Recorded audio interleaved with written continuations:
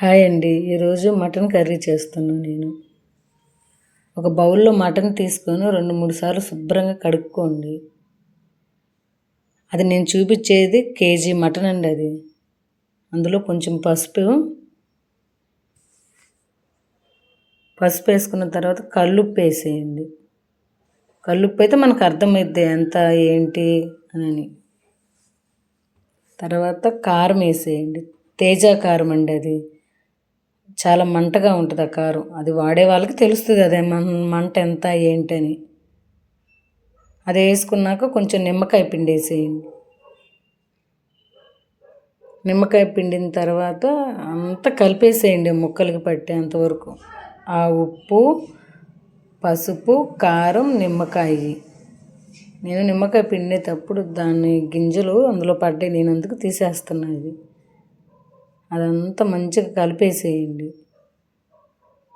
కలిపేసుకున్న తర్వాత ఒక 5 నిమిషాలు పక్కన పెట్టేసేయండి. ఇంకా అది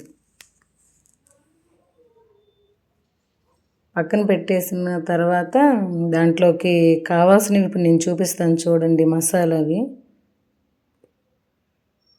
నేను చూపించే మసాలా అవన్నీ అందులో ఒక గిన్నెలో వేసేయండి. అవన్నీ గిన్నెలో వేసుకొని వాటరు వేసి ఒక 5 నిమిషాలు పక్కన పెట్టేసేయండి. అవి పక్కన పెట్టేసిన తర్వాత ఇప్పుడు ఆ మసాలా వాటర్ పోసిన దాంతో సహా మిక్సీ గిన్నెలో పోసేయండి. అది పేస్ట్గా చేసుకొని పక్కన పెట్టేసేయండి. ఇప్పుడు కర్రీలో కావాల్సినవి పచ్చిమిర్చి, ఆనియన్, బిర్యానీ ఆకులు, కొత్తిమీర, పుదీనా. టమాటా నేను చూపించలేదండి, ఎందుకంటే నేను వేయను.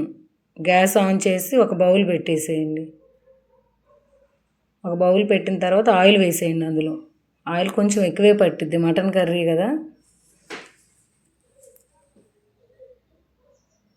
ఆయిల్ హీట్ అయిన తర్వాత ఆనియన్, పచ్చిమిర్చి 2 కలిపే వేసేయండి.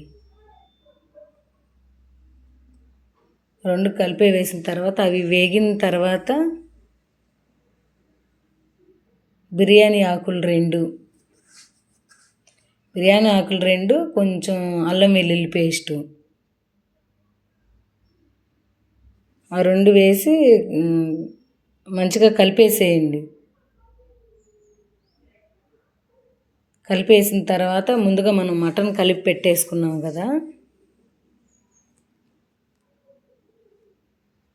మటన్ కలిపి పెట్టుకున్నది కూడా ఇంక ఇందులో వేసేయండి.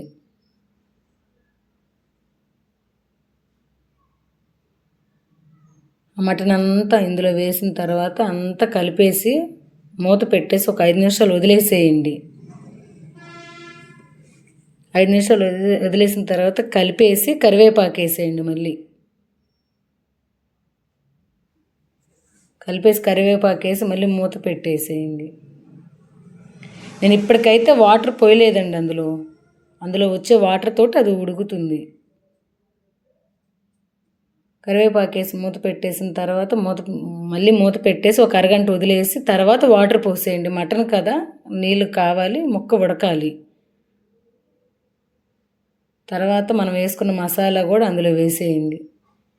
వేసి ఒక 5 నిమిషాలు మళ్ళీ వదిలేసి, అంటే మూత పెట్టి వదిలేసిన తర్వాత కొత్తిమీర, పుదీనా 2 వేసేయండి. నేను మటన్ మసాలా వేయలేదు, మర్చిపోయాను, మీరు వేసుకోండి. ఇది వైట్ రైస్లోకి, బగారా రైస్లోకి కాంబినేషన్ మంచిగా ఉంటుంది. ఒకసారి ట్రై చేయండి.